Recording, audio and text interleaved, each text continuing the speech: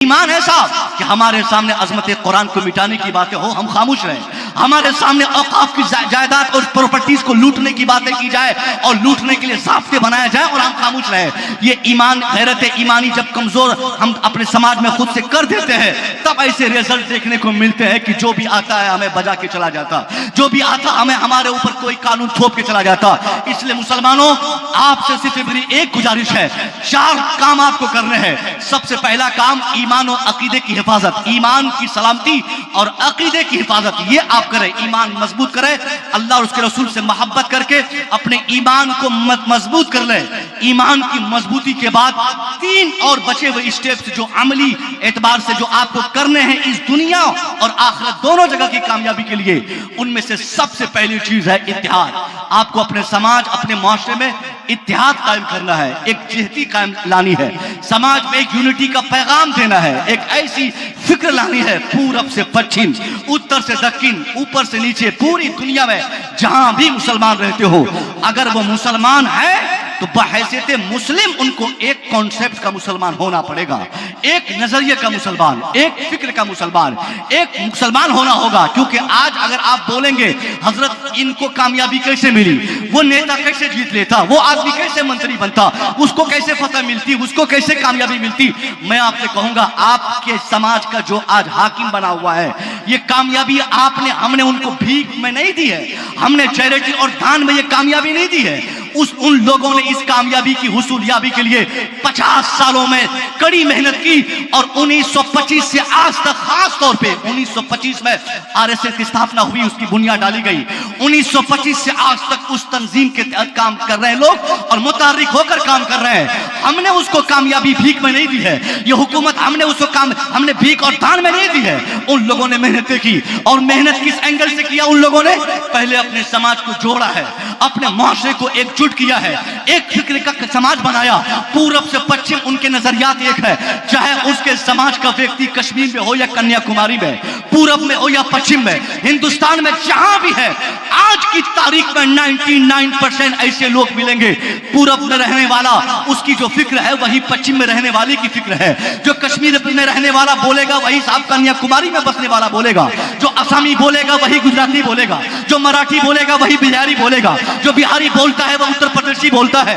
हिंदुस्तान भर में वो अपने समाज में जहां भी है, उन लोगों ने इत्तेहाद की रूह की कामयाबी को समझा और अपने समाज को मुत्तहिद करने में ऐसी कामयाबी पाई कि हिंदुस्तान जैसे मुकद्दस धरती की तमाम बागडोर आज उसके कब्जे में चली गई। आज तमाम ताकतें उनके पास, हिंदुस्तान की सबसे बड़ी सियासी कुर्सी उसके कब्जे में, सबसे बड़ी पार्टी आज उसकी पार्टी। मगर अफसोस की बात है कि वो लोग आज मुत्तहिद नजर आ रहे हैं जिनके समाज में इत्तेहाद का कोई नजरिया नहीं था, जिसके समाज में इत्तेहाद का कोई कॉन्सेप्ट नहीं था।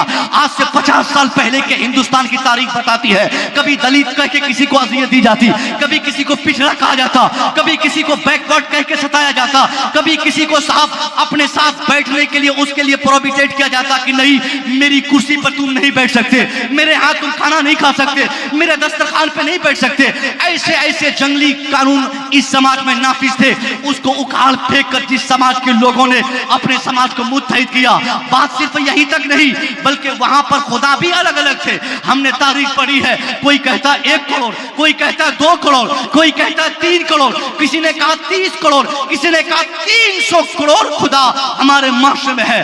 अब किसका कैसा कैसा, कोई लोहा को, कोई साफ बांस को, कोई आसमान को, कोई जमीन को, कोई पानी को, कोई सांप को, कोई गधे को, कोई बंदर को, कोई भैंस को, कोई जिस जानवर को अपनी जरूरत के हिसाब से जैसा जैसा समझा, उस समाज के लोगों ने अपने अपने एतबार से अपना माबूद मान लिया और उसकी इबादत शुरू कर दी।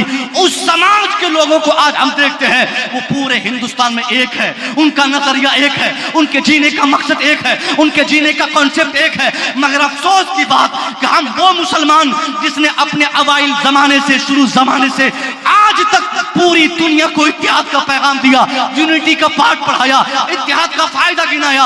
आज वो मुसलमान हिंदुस्तान में साहब किसके नाम पे बटे हैं? कहीं तो कहीं बिरादरी के नाम पे थे, किसी जमाने में हम साथ के नाम पे थे, मगर आज की तारीख में हम पीर के नाम पे, कहीं अशरफियत की बात, कहीं रसलियत की बात, कहीं खानकैयत की बात, कभी साहब रशीदियत की बात, कभी कादरियत की बात है। ये सारी बातें हमारे माशरे में यानी आज की तारीख में एक नई लड़ाई को हमने जन्म देकर और ज्यादा अपने माशरे को हमने कमजोर कर दिया। रजवी अशरफी से भिड़ता, अशरफी खान अशरफी कादरी से लड़ता, कादरी चिश्ती से लड़ता, चिश्ती रशीदी से लड़ता। यानी ये खानकाही लड़ाई की एक नई सूरत देकर हमने मुस्लिम माशरे को कमजोर करने की जो एक नई नीति जो हमने कायम की है, यही सबसे बड़ी लानत हमारे समाज के लिए है कि आज मुट्ठी भर मुसलमान न दुमका में एक है, न हजारीबाग में है, न साहब पूरे झारखंड में एक है, न हिंदुस्तान के किसी कोने में एक है। अगर इतना भी मुसलमान हम एक हो जाते तो कसम खुदा की न बिल पास होता, न कोई कानून आता, न तलाक पे बातें होती, न औरतों की इज्जत बढ़ाने के लिए हमारे समाज में हमको जलील करने के लिए कोई कानून बनाता। क्योंकि अगर 20% हम होते तो 20% भी साहब कोई कम नहीं। 20 का मतलब क्या होता? 100 में 20 हम होते। और अल्लाह ने मुसलमानों के खून और ज़मीर में वो ताकत दी है। अगर वो 100 के मुकाबले में 20 की तादाद में है तो अल्लाह की कसम हरारत ईमानी का तकाजा ये होता है कि 20 हमेशा 100 पर भारी होते हैं। अल्लाह सुभान अल्लाह, नारे तकबीर, नारे रिसालत, अज़मते वालिदैन कॉन्फ्रेंस। सुभान अल्लाह, सुभान अल्लाह। अभी हजरत ने एक शेर पढ़ा था, हजरत ने कहा था कि हम डंडी से जीत हासिल करते हैं, हुजूर की टेहरी से। कितने साहबी थे वहां पे? 313 थे 1000 के मुकाबले में। आप क्यों कहते हैं कि साहब आपकी तादाद कम है? 20% मीन्स 80 वो 20 हम। इस तुलना में आप पूरी दुनिया में आज तक की तारीख का मुताला करें, दुनिया के किसी हिस्से में मुसलमानों ने जब भी कामयाबी पाई है, कहीं भी मुसलमान अपने दुश्मनों से ज्यादा नहीं था। कहीं भी कोई इतिहास में मुसलमानों की स्ट्रेंथ मुखालफिन के मुकाबले में ज्यादा नहीं रही है। हमेशा मुसलमान कम रहे। जब हम 313 तो सामने 1000, जब हम 1000 हुए तो सामने 10,000, जब हम 10,000 हुए तो सामने 1 लाख, जब हम 1 लाख हुए सामने 1 करोड़, जब हम 1 करोड़ हुए तो सामने 10 करोड़। यानी हर लिहाज से दुश्मन हमसे ज्यादा बढ़ते रह गए। हमेशा कामयाबी लेकिन अल्लाह ने हमें अता फरमाई। जंग बदर में आपने क्या सुना कि 313 मुसलमानों का हुजूर हमारे पास असलहे नहीं, हमारे पास हथियार नहीं, हमारे पास वेपन्स नहीं, हमारे पास लड़ने का जुगाड़ नहीं, क्या किया जाए, कैसे भिड़ा जाए। हम और आप होते तो बोलते नहीं लड़ने जाएंगे, कुछ सामान उमान देते नहीं, कैसे लड़ाई करेंगे, हाथ से कितना लड़ेंगे। लेकिन नहीं, सहाबा ने अपनी बात पहुंचा दी, मुस्कुराए सरकार, और आपने मुस्कुरा कर फरमाया कि जाओ टहनियाँ कटवाओ खजूर की। आपके सामने कटी हुई खजूर की टहनियाँ रखी गई। आपने हाथ दस्ते मुबारक से उसको टच किया और आपने एक एक करके साहबा को पकड़ा दिया, कहा ले जाइए, बस इसी से लड़िए। वो मुसलमान, उनके ईमान का आप अंदाजा फरमाए कि इतना मजबूत ईमान और मुस्तफ़ा से इस कदर मोहब्बत थी, ऐसी शदीद मोहब्बत थी कि आप अपनी निगाहों से देख रहे हैं कि सामने जिससे लड़ने जा रहे हैं उनके हाथ में चमकती हुई तलवार है और इनके पास खजूर की टेनी है। वो जान रहे वहां तादाद भी ज्यादा है, वहां खाना खा के लोग आए हैं, उनके पास असलहे भी है, उनके पास हथियार भी है, उनके पास सवारियां भी है, उनके पास खाने के साजो सामान भी है, उनके पास स्ट्रेंथ भी ज्यादा है, सारी चीजें ज्यादा है। और उसके मुकाबले में अल्लाह के रसूल हमें खजूर की टेनी पकड़ा रहे हैं। कंप्लेंट बनता था, शिकायत बनती थी, एतराज हो सकता था, मगर तारीख बताती है कि मुसलमानों के पैगंबर ने मुस्कुरा के खजूर की टहनियां पकड़ाई और आपके चाहने वालों ने मुस्कुरा कर उस टहनियों को ले लिया और आपने इस्तेमाल शुरू कर दिया। तारीख बताती है कि मुसलमान आंख बंद करके नबी की दी हुई खजूर की टहनी को लेकर जब मैदान बद्र में लड़ने के लिए आपने जब शुरुआत की, थोड़ी देर में ही रिजल्ट पलट गया। तारीख बताने वालों ने बताया लोहे की तलवार इस्तेमाल करने वाले हार गए। यही खजूर की टहनी से लड़ने की नीयत से मैदान में जाने वाले 313 अफराद पर मुश्तमल एक छोटी सी जमात 1000 के मुकाबले में अल्लाह ने इसी जमात को कामयाबी अता फरमाई। कितनी बड़ी कामयाबी। तो तादाद ये बहुत बड़ा फैक्टर नहीं होता। तादाद की बुनियाद पर अब ये कहे कि हजरत तादाद हमारी कम नहीं। वहां पर कामयाबी अगर तादाद की बुनियाद पे मानी जाती तो कतन न बदर में, न उहद में, न किसी भी जंग में, आज तक की जंग की तारीख आप हमको बताइए जो हम दुश्मनों के मुकाबले में ज्यादा रहे हों। नहीं, हर महाज में हम कम थे, लेकिन अल्लाह ने हमें कामयाबी अता फरमाई। ये कामयाबी की बुनियाद क्या थी? खौफ खुदाबंदी और मोहब्बत रसूल। अल्लाह का डर, रसूल से मोहब्बत का रिजल्ट इतना शानदार देखने को मिला हर जमाने में कि मुसलमान जहां गए हर जगह कामयाब होते चले गए। और मुसलमानों में एक दूसरे के लिए मरने और मिटने का जो जज्बा था, एक दूसरे की अखुवत और ब्रदरहुड के खातिर खुद की जान देने का जो उनसुर जज्बा जो कैफियत उनमें थी, जो लोगों ने महसूस की थी, वही कैफियत आज हमारे अंदर है। हम क्या किसी के लिए मरेंगे? हम क्या किसी की अखुवत और ब्रदरहुड की बात करेंगे? हम तो खुद अपने समाज के दूसरे भाई को मारने पे थे। हमारा भाई हमसे महफूज नहीं, हमारा माशरा हमसे महफूज नहीं, हमारा समाज हमसे महफूज नहीं। हम खुद अपने लोगों को, अपने भाई को अगर आज हम शरण दे दें तो हम कामयाब हैं। यहां भी तो ऐसा नहीं। तो यही एक नाकामी की सबसे बड़ी और पहली वजह है, जिसकी बुनियाद पर मैंने ये बातें कही कि आप और हम सब मिलकर कम से कम कॉन्सेप्ट के एतबार से, रूहानी तौर पर नहीं, हमें उनसे कोई मुज़ाकरात की कोई सूरत नहीं जो अल्लाह के रसूल की गुस्ताखी करता हो। ये क्लियर कर दूं मैं। मुसलमान होने की सूरत में सबसे पहली चीज जो शर्त मानी जाती है वो अकीदे तौहीद है, और उसके बाद अकीदे रिसालत है। इन दोनों रास्तों पर अगर हमारे समाज को कोई फर्द मजबूती से कायम है तो हम उसकी खानका ना चेक करें, हम उनका पीर का नाम जानकर उनके ईमान की कैफियत और उनके ईमान का हम क्या कहते हैं साहब शिद्दत का अंदाजा ना लगाएं।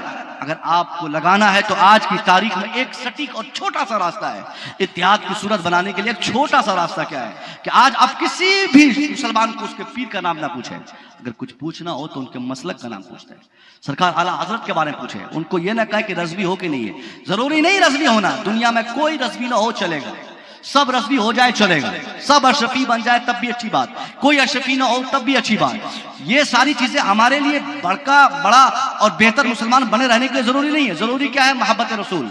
मोहब्बत रसूल में सरसार होकर और बेहतर रज़वी, बेहतर अशरफी, बेहतर कादरी, बेहतर रशीदी बने रहने के लिए आज की तारीख में अगर कोई एक और नेक और सटीक रास्ता है, वही रास्ता मसले के आला हजरत का रास्ता है। आप सामने वाले के पीर और उनकी खानका न तलाश करें। अगर सामने वाला खानका अशरफिया से जुड़ा है तो उनको मुबारक हो। अगर उस खानका से जुड़ते हुए सरकार आला हजरत से मोहब्बत करता है तो वो कल भी हमारा था, आज भी हमारा है, कयामत तक हमारा रहे। अल्लाह सुभान अल्लाह, अल्लाहु अकबर, या रसूल अल्लाह, जिंदाबाद जिंदाबाद जिंदाबाद पाइंदाबाद, बस सुभान अल्लाह।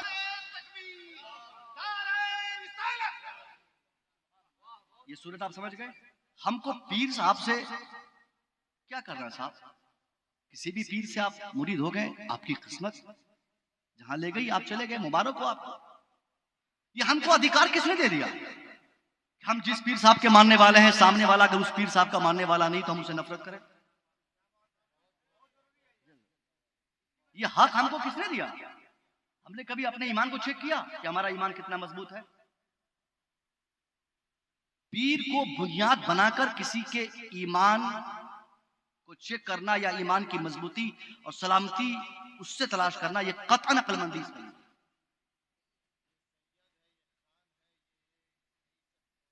हो ही रहा है ना?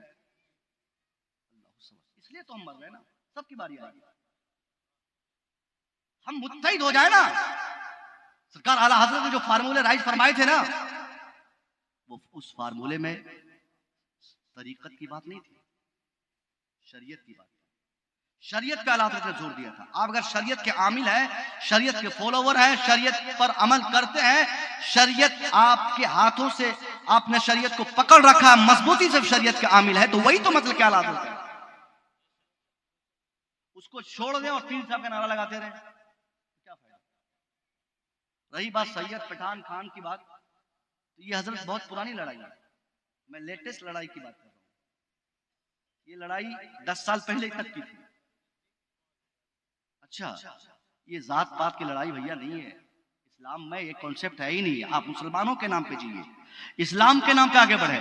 इस्लाम आपका मेयार हो, आपकी तरक्की का, आपकी शुरुआत का और आपके इख्तिताम का, हर चीज का मेयार मजहब इस्लाम हो, पठान खान नहीं हो। ये अलग टॉपिक है किसी और महफिल के लिए इंशाल्लाह। ये पहली बात थी इत्तेहाद की, मैं समझ गया कि इंशाल्लाह आप कोशिश करेंगे और अपने समाज को मुत्तहिद करेंगे। दूसरी बड़ी चीज जो आज की तारीख में हमारी नाकामी के लिए सबसे पहले काउंट की जाती है, उसी का नाम एजुकेशन है, उसका नाम तालीम है। तालीम के नजरिए से अगर अपने समाज को आज हम चेक करें, हमने बहुत गालियां दी इजराइल को, हमने बड़ी अंगुलियां उठाई इजराइल की तरफ, हमने बड़ी बद्दुआएं की उन लोगों के लिए, उन दुश्मनान इस्लाम के लिए, मगर एक हकीकत है जो हमें बतानी है। इजराइल के पास जो इल्मी दुनियावी इल्म की बात कर रहा हूं, असली तालीम में जो उनकी गिरफ्त और उनकी जो पकड़ है, वो गिरफ्त पहले हमारे पास थी, वो पकड़ पहले हमारे पास थी, वो हुनर पहले हमारे पास था, वो रफ्तार, इल्मी रफ्तार हमारे पास था, वो गुफ्तार जो आज उनके पास है, वो दौलत हमारे पास थी, मगर ये सारी चीजें उनके पास है। उनके पास दुश्मनी भी है, उनके पास इस्लाम दुश्मनी में जीने का सपना भी है, मगर इस्लाम दुश्मनी में जीने वाला वो शख्स अपनी कामयाबी के लिए एजुकेशन को भी लाजिम पकड़ रखा है, जिसकी बुनियाद पर आज इजरायली कौम के 99% 99.9 वहां पे एजुकेशन पे काम होता है, वहां पे तालीम पे काम होता है, वहां पे नॉलेज पे काम होता है, वहां पे हुनर पे काम होता है, वहां पे साहब स्किल डेवलपमेंट पे काम होता है। आज अगर मुसलमानों को हम सवाल करें, उनसे पूछे कि आप अगर कामयाबी चाह रहे हैं, अच्छी बात है, कामयाबी आपका हक है, कामयाब होना आपका अधिकार है,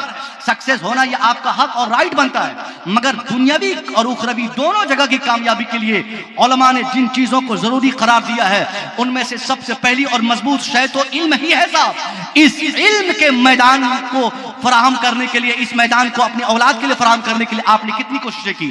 अगर आपसे पूछा जाए तो एक ही जवाब निकलेगा कि आज सबसे ज्यादा मजदूर आपके समाज में, दिल्ली में काम करने वाला आपका बेटा, कलकत्ता में मजदूरी करने वाला आपके बच्चे, मुंबई में खटने वाले आपके बच्चे, गुजरात में काम करने वाले आपके बच्चे, दुनिया भर में मजदूर क्लास के जो नौजवान, सबसे ज्यादा नौजवान जो मजदूर क्लास के है, वो सबसे ज्यादा हमारे बच्चे हैं। हम ये नहीं कहते कि अपने बच्चों को मजदूरी के लिए कलकत्ता न भेजा जाए, मैं ये नहीं कहता कि अगर आपका बेटा मजदूरी करता है तो वो हराम है, नहीं, मगर ये आपने गलत कर दिया। आपका बेटा अभी पढ़ा नहीं, मजदूरी के लिए आपने बाहर कर दिया। आपका बेटा मैट्रिक किया नहीं, आपने पंजाब भेज दिया। आपका बेटा अभी इंटर किया नहीं, आपने दिल्ली क्यों भेजा? आपका बेटा अभी ग्रेजुएशन पास हुआ नहीं, आपने क्यों पंजाब भेज दिया? आपका बेटा अभी कायदे से तालीम हासिल नहीं किया, आपने क्यों उसे कलकत्ता कमाने भेज दिया? ये 10,000, 5,000, 20,000 की कमाई की लालच में आज हम मुसलमान जो अपने बच्चों को मजदूर बना रहे हैं, हमारा बेटा 5-10 साल में कमा कर घर तो बना लेगा, मगर हम अपने बेटे को जाहिल छोड़कर गोया हमने बेटे पे भी जुल्म किया, अपने माशरे पे भी जुल्म किया, अपनी सोसाइटी पे जुल्म किया, पूरी कम्युनिटी पे जुल्म किया। इसलिए मुसलमानों, अल्लाह के वास्ते अगर 100% कामयाबी चाहते हो तो अपने समाज में इल्म पे काम करो, एजुकेशन पे काम करो। एजुकेशन सिर्फ तालीम से सिर्फ घर नहीं बनता है, तालीम से सिर्फ नौकरियां नहीं मिलती है, तालीम से सिर्फ मकान नहीं बनते हैं। तालीम इसलिए भी जरूरी है ताकि मकान बने, तालीम इसलिए भी जरूरी है ताकि नौकरी मिले, तालीम इसलिए भी जरूरी है ताकि जमीन खरीदी जाए, तालीम इसलिए भी जरूरी है ताकि हमारे पास माल आ जाए, तालीम इसलिए भी जरूरी है ताकि हमारे पास समाज में हुकूमत आ जाए। हाँ, इन तमाम जरूरतों की तकमील के रास्ते हम तालीम के रास्ते से फराहम कर लेते हैं, मगर इन तमाम सच्चाई के साथ साथ इल्म इसलिए भी जरूरी है ताकि अल्लाह की पहचान हम हासिल करें। इल्म इसलिए जरूरी है ताकि हम अपनी नमाज दुरुस्त कर सकें। इल्म इसलिए जरूरी है ताकि अपने अकीदे की हिफाजत कर सके। इल्म इसलिए भी जरूरी है ताकि अपनी दुनिया और आखिरत दोनों जगह की कामयाबी की राह तलाश कर सके। इल्म का मतलब नौकरी पाना नहीं होता। इल्म हासिल करने का मतलब साहब जॉब पा लेना ये जरूरी नहीं है। कितने लोग जॉब करते हैं इंडिया में? 2% लोग, 100 में 2 लोग नौकरी पेशे बचे हैं, गवर्नमेंट जॉब।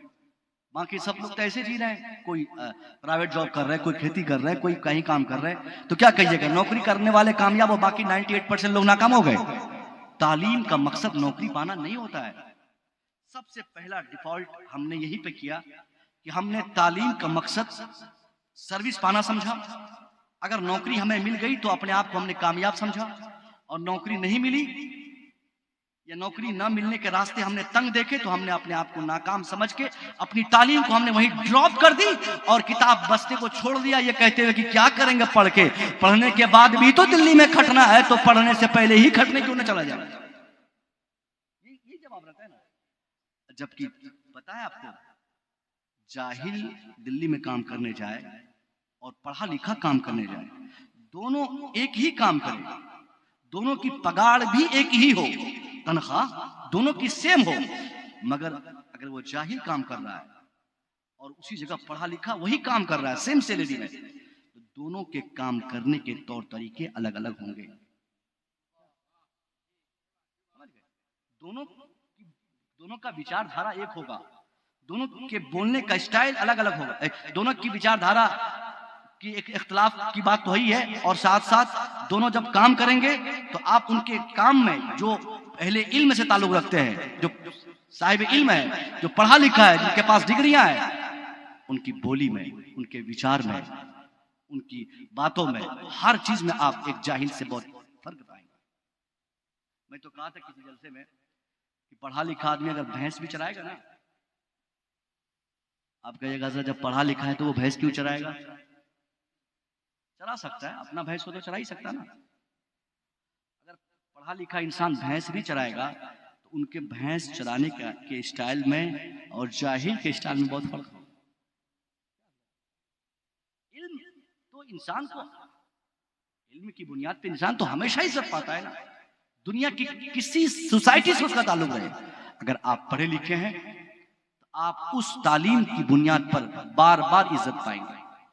आप घर बनाएंगे एक बार इज्जत मिलेगी, गाड़ी खरीदेंगे एक बार इज्जत मिलेगी, पैसे आपके पास होंगे एक बार, जिसको मालूम होगा कि आपके पास करोड़ों रुपया है तो वो आदमी आपकी इज्जत एक बार कर लेगा।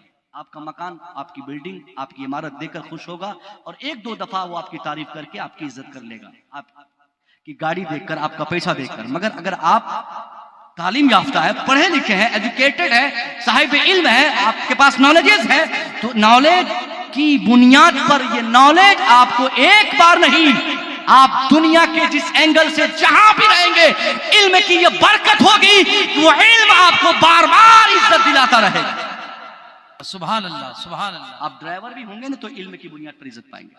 एक फैशन चला है हमारे समाज में कि साहब जमीन बेच के बेटे को गाड़ी खरीद के दे दो, दुकान करके दे दो। आपके यहाँ तो शायद नहीं होगा, हमारे यहाँ तो है। अगर देखा बेटा नहीं पढ़ पाया, 1 बीघा जमीन बेच के स्कॉर्पियो खरीद के दे देता है बारात में चलाने के लिए। कोई बाप दुकान खरीद के दे दिया, दुकान खरीद करके दिया कि बेटा मेरा रोजी रोटी इसी से तलाश करो। उसी बाप ने अपने बेटे की जिंदगी खराब की है। जिस बाप ने अपने बेटे को पहले समझा दिया बेटा चलो मैट्रिक का एग्जाम दो, पास हो गए तब भी ठीक, नहीं हो गए तो दुकान जिंदाबाद। बाप ने बेटे को पहले ही बता दिया बेटा इंटर कर लो, अगर इंटर में पास हो गए तो ठीक, वरना दुकान जिंदाबाद, स्कॉर्पियो जिंदाबाद, गाड़ी खरीदवा दूंगा, बारात में चलाना, ये करना, वो करना, ये बिजनेस, वो दुकान, ये खेत, वो खेत। ये सारी बातें हम जो बच्चों को पहले बचपन में बता देते, गोया हम बच्चों को ये बावर कराते, उनको तरगीब दिलाते, उनको ये हम समझाते कि पढ़ना उनके लिए बहुत ज्यादा जरूरी नहीं। अगर आज उसका बेटा मैट्रिक में फेल हो रहा है, इंटर नहीं कर पा रहा है, तो इसके पीछे नाकामी के असबाब अगर हम तलाश करेंगे तो वही बाप इसका जिम्मेदार है जिसने अपने बेटे का मनोबल को डैमेज किया है। अगर हम बाप हैं तो बाप होने की हैसियत से हमारे पास करोड़ों रुपया है तो हमें मुबारक हो, जमीन है तो हमें मुबारक हो, मकान है तो मुबारक हो, माल है तो मुबारक हो। अपने बेटे को हमें यह समझाना है बेटा मेरी जमीन मेरे लिए है, तेरे लिए नहीं। ये मकान मेरे लिए है, तेरे लिए नहीं। ये गाड़ी मेरे लिए है, तेरे लिए नहीं। ये औकात मेरे लिए है, तेरे लिए नहीं। मैं मुखिया हूं मेरे लिए, मैं सरपंच हूं मेरे लिए, मैं विधायक हूं मेरे लिए, मैं पैसे वाला हूं मेरे लिए। बेटा तेरी दौलत तेरा इल्म है, तेरा पैसा तेरा इल्म है, तेरा मकान तेरा इल्म है, तेरी दौलत तेरा इल्म है। बेटा अगर तू जाहिल रहेगा मेरी जमीन तेरी हिफाजत नहीं करेगी, तू अनपढ़ रहेगा मेरा माल तुझे नहीं बचाएगा, तू अगर अनपढ़ रहेगा मेरा मकान तेरी हिफाजत नहीं करेगा। तेरी हर जगह की भलाई इन्हीं बातों पे छुपी है। बेटा तुम मेहनत कर, अगर तू कामयाब होगा तो मुझसे ज्यादा कीमती गाड़ी तेरे दरवाजे पे खड़ी होगी। सुभान अल्लाह, सुभान अल्लाह, सुभान अल्लाह, वाह वाह, जिंदाबाद जिंदाबाद। मगर बाप ने क्या समझा दिया कि घबराना नहीं है, जमीन बेच के काम कर लेंगे। जो बाप अपने बेटे को ये सारी बातें कहेगा, 100% गारंटी है उसका बेटा इल्म से अपना फायदा कभी तलाश नहीं कर पाएगा। आप प्रेशर बनाइए ना उनके ऊपर, आप दबाव बनाइए, आप उनको कहिए कि कोई रास्ता नहीं इसके अलावा, तुझे मैट्रिक में फर्स्ट डिवीजन लाना है, तुझे इंटर में टॉप करना है, तुझे ग्रेजुएशन में जिला टॉपर बनना है, तुझे पूरे स्टेट के टॉप 10 की फहरिस्त में अपने आप को लाना है। आप प्रेशर बनाइए, बच्चे अगर चाह लें और वो इस पर यकीन कर लें कि बगैर पढ़े उसकी कामयाबी का कोई रास्ता जमीन मकान के कुछ भी नहीं। यकीनन अगर आप रिक्शा चालक हैं तो क्या हुआ, आपका बेटा अगर आपके कहने पर ठान ले, जिला ही नहीं स्टेट का टॉपर बन के दिखाएगा। सुभान अल्लाह, सुभान अल्लाह। हमारी कामयाबी इन्हीं बातों पे है कि हम अपने बच्चों को पढ़ाएं। आज कल तो परसों भीमराव अंबेडकर की जयंती है, अंबेडकर जयंती परसों 14 तारीख को ना, अंबेडकर जयंती। अंबेडकर कौन थे? सब जानते हैं ना, लगभग जानते हैं। हिंदुस्तान के दलित समाज के वो व्यक्ति जिसे उस समाज में उस टाइम दूर दूर तक कहीं इज्जत नहीं मिलती थी। मैंने इतिहास पढ़ा है, अंबेडकर की तारीख मैंने पढ़ी है। उस बंदे ने समाज को बदलना चाहा, तब्दीली चाहिए, और तब्दीली वक्ती तब्दीली नहीं, दायमी तब्दीली की कोशिश उसने की। उस जमाने में भीमराव अंबेडकर चाहते अपने समाज के लोगों को बोलते कि चलो रामलीला भरते हैं, तीर धनुष लेकर सब आ जाते हैं। एक आवाज पर हिंदुस्तान भर के लोग उनके पीछे एहतजाज और प्रोटेस्ट के लिए तैयार रहते। वो अगर तब्दीली और अपने हुकूक, अपने मुतालबात हुकूमत के आगे अपनी तादाद की बुनियाद पर रखना चाहते तो उससे ज्यादा कामयाबी किसी को नहीं मिलती। मगर उसने क्या कहा, नहीं, एहतजाज से हमें अपना हक नहीं चाहिए, हमें अपने समाज की तब्दीली के लिए हमें लाठी नहीं उठाना है, हमें भाले का इस्तेमाल नहीं करना है, हमें किसी वेपन का सहारा नहीं लेना है। उसने अगर किसी एक चीज को इस कामयाबी के लिए जरूरी समझा तो उसी को तलवार नहीं, उसको कलम कहा जाता है।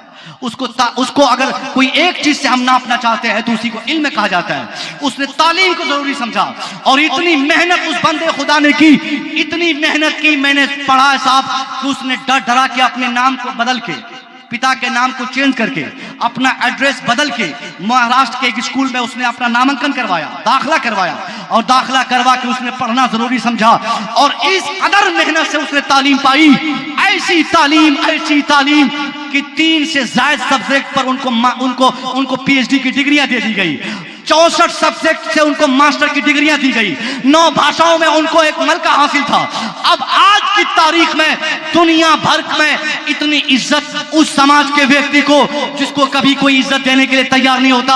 आज दुनिया के हर एंगल से हर समाज में उनकी इज्जत होती, उनके नाम के लिए एक दिन गेस्टेड छुट्टी रखी जाती। वजह सिर्फ इल्म, वजह सिर्फ एजुकेशन, वजह सिर्फ तालीम की पुख्तगी। इसलिए एक भीमराव अंबेडकर जिसने पढ़कर अपने समाज की तब्दीली के लिए इतना बड़ा काम किया कि आज पूरी दुनिया में उसकी इज्जत हो रही है। हम अफसोस के साथ कहना चाहेंगे कि हम मुसलमानों को अंबेडकर को देख के नहीं पढ़ना है। अंबेडकर की तारीख तो साफ 20वीं शताब्दी की तारीख है, मगर मुस्तफा करीम ने जिस जमाने में आपने इल्म को जरूरी करार दिया था, हमको हमारा हक मिलना चाहिए था। मुसलमानों को समझना था कि तालीम हमारे लिए कितना जरूरी। बद्र की बात हम पढ़ते, बद्र के वाकयात हम सुनते, बद्र की बातें हम सुनना चाहते, 2-4 नारे लगा के हम वापस हो जाते, मगर हमने कभी गौर नहीं किया कि मैदान बद्र में अल्लाह के रसूल ने एक बड़ी कामयाबी की पहचान दिलाते हुए आपने एक ऐसा किरदार दुनिया के सामने आपने छोड़ा था। वो किरदार क्या था? ये सच है कि हम 313 थे, ये भी सच है कि हमारे पास असलहे कम थे, ये भी सच है हमारे पास खाने पीने के सामान कम थे, मगर बद्र का पूरा वाकया यहीं समाप्त नहीं होता।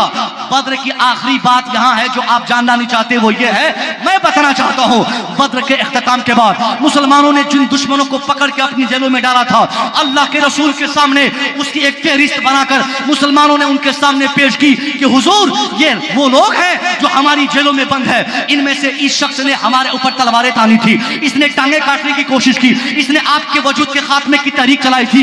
इन तमाम लोगों की फहरिस्त अल्लाह के रसूल के सामने पेश की गई और आपसे मशवरतन लोगों ने कहा हुजूर इनके साथ क्या किया जाए, इनको छोड़ा जाए, भगाया जाए, इनके साथ क्या बर्ताव किया जाए, इनके साथ क्या बदला लिया जाए। मुस्तफा जाने रहमत के पास उस वक्त इस कदर अथोराइज थे, आप चाह लेते एक इशारा फरमा देते, अपने सहाबा से कह देते कि इन सब की चमड़ियां खींच लो, इन सब को उल्टे लटका दो, इन सब की टांगे काट लो, इन सब की गर्दनें मार दो, इन सब की ज़बानें काट लो, इन सब के वजूद के खात्मे के लिए तलवार निकालो और सबको मार दो।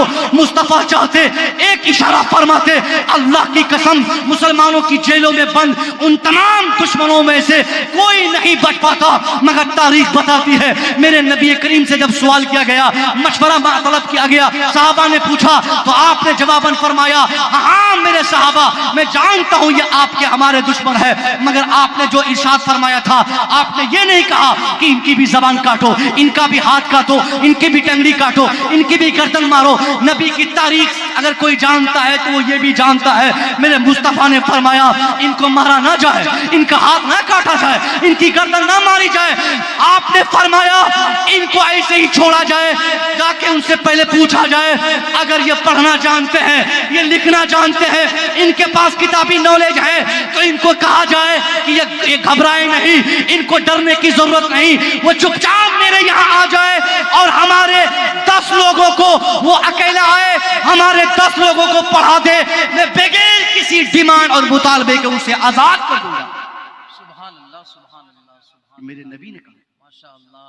मैदान बद्र में, बस खत्म कर रहा हूं, मैदान बद्र में आपने अपने दुश्मनों से बदला लेने की जो सूरत अपनाई थी, कोई अपने दुश्मन से इतना हसीन तरीके से बदला लेता है क्या? जिस नबी ने